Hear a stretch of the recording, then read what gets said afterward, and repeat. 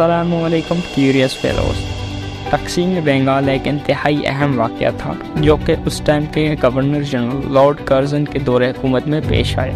इसका मकसद इंतज़ाम को बेहतर बनाना था। उस वक्त में बंगाल इंडिया का सबसे बड़ा सूबा था जो कि 189,000 स्क्वायर माइल्स और लगभग 80 मिलियन पॉपुलेशन पे मबनी था, जिसमें मुख्तलिफ हिस्से शामिल थे जैसे कि बंगाल, बिहार, उड़ीसा, जो कि एक लेफ्टिनेंट गवर्नर के अंडर आते थे।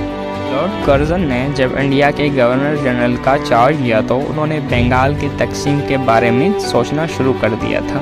उनके मुताबिक कुछ अहम मसाइल थे जिनके बुनियाद पे तकसीम बंगाल वाक़ हुआ, जैसे कि वैस्टनेस ऑफ प्रोविनेंस, मतलब कि बंगाल एरिया और पॉपुलेशन के हवाले से काफ़ी वसी था और ये मुमकिन नहीं था कि एक ही लेफ्टिनेंट गवर्नर पूरे सूबे को चला पाए, बल्कि ऐसा भी कहा जाता है कि उनके दौरे हुकूमत में ये भी मुमकिन नहीं हुआ कि वो पूरे बंगाल का दौरा कर पाए। दूसरी वजह ये भी बताई जाती है कि लिमिटेड सोर्सेज ऑफ कम्युनिकेशन, सूबे में सोर्स ऑफ कम्युनिकेशन लिमिटेड थे और उसकी वजह से लॉ एंड ऑर्डर सिचुएशन काफ़ी बद से बदतरीन होती जा रही थी, जिसका बायस नालायक पुलिस और नालायक इंतज़ामिया बनी। जबकि तीसरी वजह डिफरेंस ऑफ लैंग्वेजेस थे। ईस्ट बंगाल और वेस्ट बंगाल के लोगों में ज़बान और तहजीब का फ़र्क मौजूद था, जबकि वेस्ट बंगाल के रिहायशी अपने आप को सुपीरियर समझते थे बनिस्बत ईस्ट बंगाल के लोगों से, और ऐसे असबाब की वजह से बंगाल की तकसीम लाजमी थी। जबकि बंगाल की तकसीम वक्त की ज़रूरत बन चुकी थी ताकि ईस्ट बंगाल तजारत में एक दफ़ा फिर आसमान की बुलंदियों को पहुँचे और चिटागोंग की पोर्ट को आगे ले जा सके। इस तरह बंगाल की तकसीम का शुमार एक तरफ हुकूमत और इंतज़ामिया की कारकर्दगी को बेहतर करने के लिए किया गया, और इसी तरह लॉर्ड कर्जन की वजह से दो नए सूबे वजूद में आए जो कि काबिल इंतज़ाम थे और जिन्हें ईस्ट और वेस्ट बंगाल का नाम दिया गया। ईस्ट बंगाल के अंदर ढाका, ममन सिंह, आसाम, कोला, रंगपुर और बोगरा ज़िला को शामिल किया गया, जबकि ढाका को वहाँ का दारुल हुकूमत बनाया गया जो कि मुसलमानों की अक्सरियत को ज़ाहिर करता था। जबकि वेस्ट बंगाल का दारुल हुकूमत कलकत्ता को बनाया गया और इसी तरह वेस्ट बंगाल हिंदू अक्सरियत का सूबा वजूद में आया।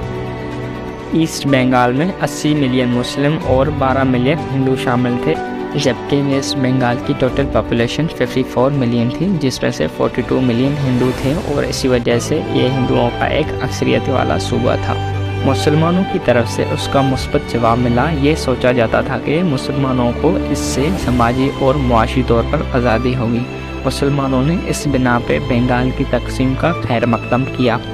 इस तरह बंगाल के अक्सरियती सूबे में मुसलमान मुआशी मैदान में आज़ाद हुए और उन्हें खिदमत और ज़राअत की तरक्की के मौके मिले, जबकि हिंदुओं की तरफ से एक ख़ास रद्द-ए-अमल आया। हिंदुओं ने उसे कबूल नहीं किया क्योंकि उसने उनकी उजारादारियों और पूरे बंगाल की मुआशी, समाजी और सियासी ज़िंदगी पर खसूसी गिरफ्त को एक वाज़ेह धचका पहुँचाया और उन्होंने इसे बरतानवी हुकूमत की दानिस्ता कोशिश करार दे दिया।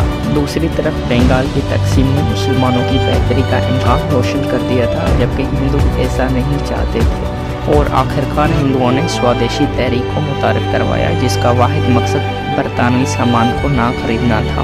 इसी तरह उन्होंने बरतानिया से सोशल बायकॉट का आगाज़ किया। जब लॉर्ड हैडिनाई ने गवर्नर जनरल ऑफ इंडिया का ओहदा संभाला तो हिंदू फिर से सरगर्म हो गए और बंगाल की तकसीम को ख़त्म करने के लिए उनके पास अपना नुमाइंदा भेजा।